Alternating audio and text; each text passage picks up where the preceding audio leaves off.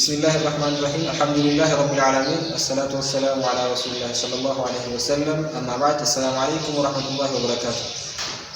إن شاء الله يروني رأى في برنامج أربعة مهدورة تقبلني بفني جبهة kita مهدورة تقول سني أن جرا مهدورة كينيا success saja يمكن أمو ملكائنا مهدورة جبهة بفني جرا ملكائنا كنا واحد دو برتني ملكائنا ما لواحد جريا كواني برتني إتيانسو دارمو karawan milkanya tergesan, yookiin ammoo ulaagaaleen milkaa'ina maal wantoota jedhan irraa hubattanii inni sadaffaan ammoo milkaa'ina akka hin argine yookiin ammoo akka hin milkoofne wantoonni taasisan maal mata duree jedhullee ni baranna jechuudha as keessatti biidhinillahi ta'aalaa kallattiidhaan gara qophichaatti yookiin ammoo gara barumsichaatti isin dabarsaa jechuudha. Assalaamu alaikum wa rahmatullahi wa barakatuh. أعوذ بالله من الشيطان الرجيم بسم الله الرحمن الرحيم وبه نستعين على أمور الدنيا والدين صلى الله وسلم على سيدنا محمد وعلى آله وأصحابه أجمعين أما بعد السلام عليكم ورحمة الله وبركاته كبجمتوتا دعوتوتا كين ويارنتا إن شاء الله سكنتانا نسيني كبدليات دي ملكايني مالي ملكايني أكاتا نموني لفكاني تجرى أكاتا إسلامات مو ملكايني مالي كان جدو لال What is success in Islam and how to attain it waan jedhu jechuudha.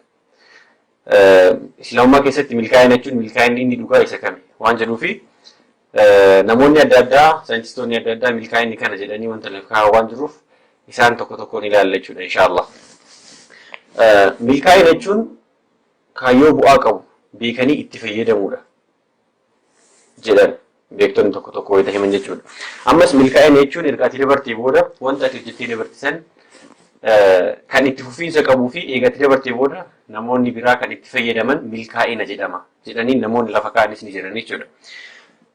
Milkaa'ina jechuun wanta takka abdii muruun alatti galmaan gahuuf carraaquu fi wanta takka abdii muruun alatti galmaan gaachuun milkaa'ina jedhama jechuudha. Egaa akka islaamaatti milkaa'inni maali? Akka islaamaatti milkaa'inni dhugaa namni azaab irraa fagaatee jannata seeni dhugumatti milkaa'ee jira jechuudha. Akka islaamatti milkaa'ina jechuun rabbi subhaanahu wa ta'ala qur'aana ofii keessatti yoo nuyi maaluun jedha faman zuhziha 'anil naari wa udkhila al-janna faqad faaz. Namni ibiddarraa fagaatee jannata seeni dhugumatti milkaa'ee jira jedha rabbi subhaanahu wa ta'ala. Ammas rabbiin maaluun jedha qur'aana keessatti karaa milkaa'inaa yoo ta'u jechuudha.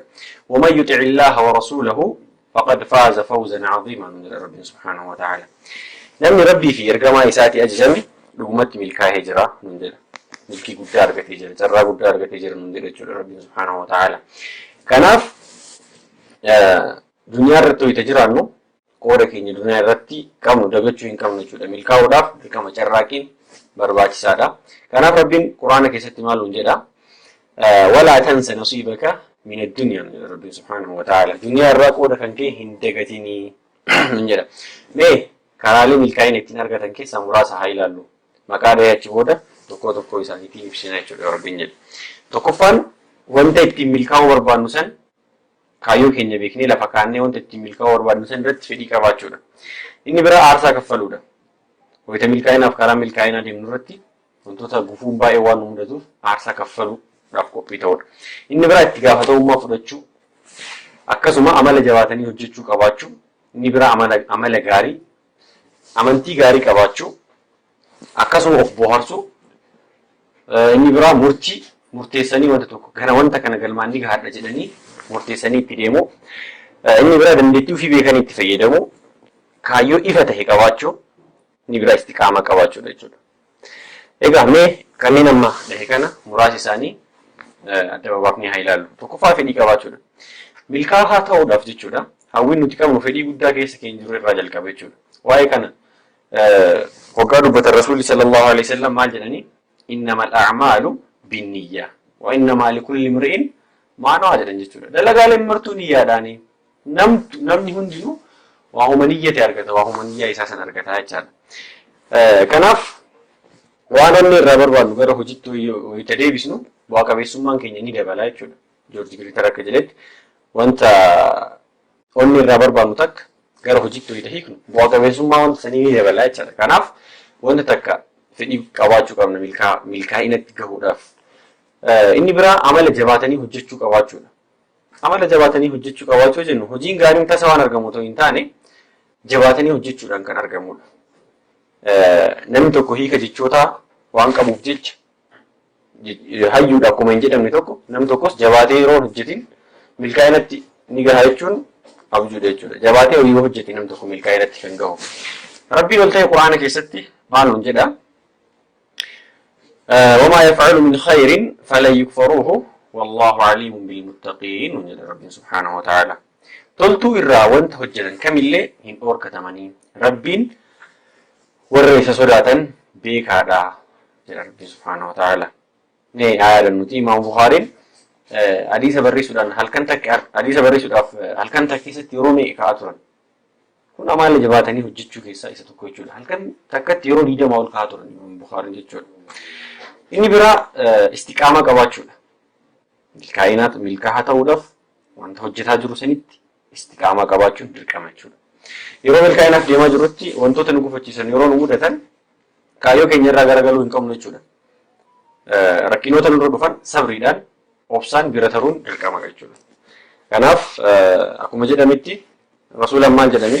Rabbii subhaanahu wa ta'aalaa maal jedhame? Fastaqim kamaa umira. Akkuma ajajamtetti dhaabbadhu jedhanii jechuudha. Kanaaf istiqaamaa qabaachuun karaalee milkaa'ina ittiin geessan keessaa isa tokkodha jechuudha. Inni biraa kaayyoo jireenya keenya qopheeffachuudha. Egaa nuti musliimoonni kaayyoo uumamneef qabna.